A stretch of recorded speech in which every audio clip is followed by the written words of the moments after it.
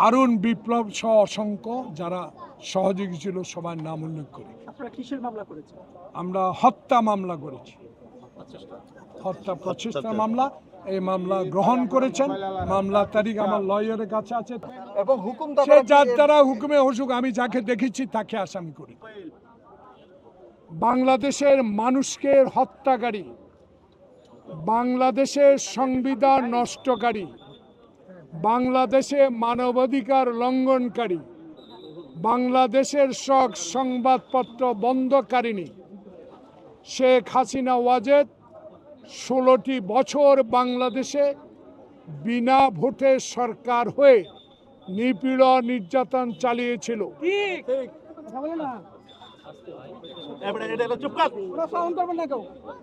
তার প্রতিবাদে বাংলাদেশ জাতীয়তাবাদী দলের চেয়ারপারসন বেগম খালেদা জিয়ার সমমনা দলগুলোর পক্ষ থেকে 2011 সালে 2 দিনের জন্য হরতাল ডেকেছিল।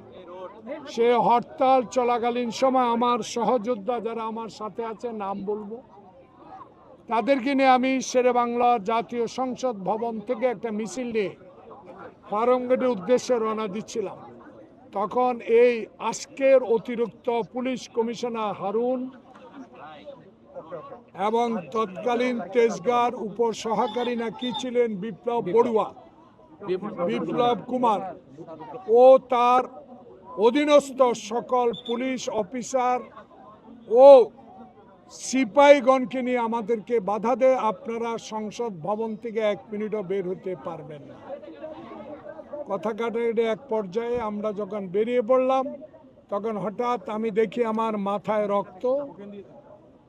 যে দৃশ্যগুলো এখানে যেসব টেলিভিশন আছে তাদের কাছে রক্ষিত আছে বলার দরকার নেই।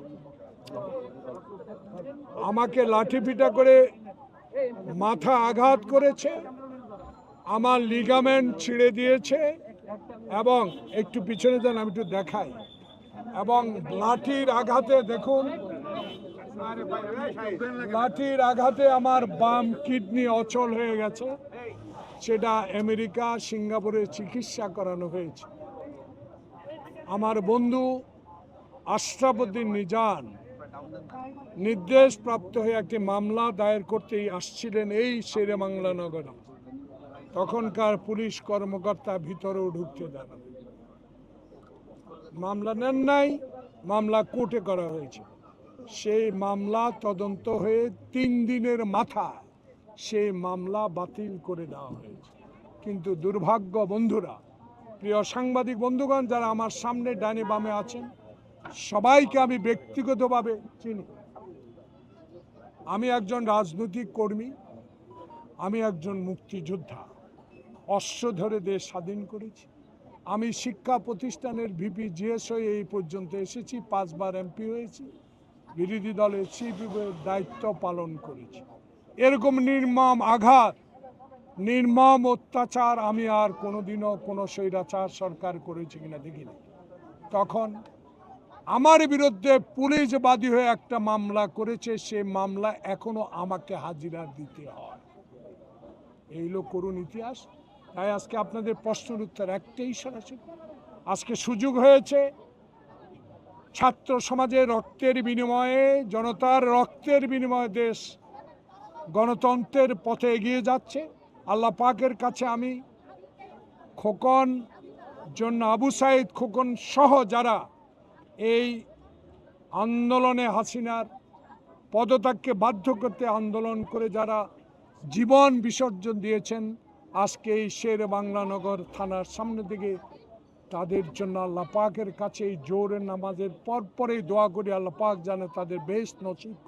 সাথে সাথে আপনাদের মতো যারা স্বাধীনতা পান নাই, সকল সংবাদপত্র বন্ধ করে দিয়েছেন, যারা বিগত দিনে কথা বলতে পারেন নাই, এখন কথা বলার সুযোগ হয়েছে। কথাগুলো বলবেন, এই কথাগুলো এই জন্য বলবেন, এখন লেখার স্বাধীনতা আছে, কথা বলার স্বাধীনতা আছে, প্রচার করার স্বাধীনতা আছে। সেই কারণে ইন্টেরিয়াম গভর্নমেন্ট যিনি আজকে প্রধান, আল্লাহ পাকের কাছে তার জন্য দোয়া করি, যিনি এখন পলাতক শেখ হাসিনা 14 তলায় লিফট বন্ধ করে দিয়েছিল তার মামলা, পায়ে হেঁটে 14 তলা পর্যন্ত গিয়েছিলেন। আল্লাহর কি কুদরত, শেখ হাসিনা এখন পলাতক। যার লিফট বন্ধ করে ডাকে পদ্মা সেতু থেকে টুপ করে ফেলে দিবে বলেছিল, সে এখন পলাতক। আর সেই ইন্টেরিয়াম গভর্নমেন্টের প্রধান ডক্টর মোহাম্মদ ইউনূস আজ বাংলাদেশের সরকার।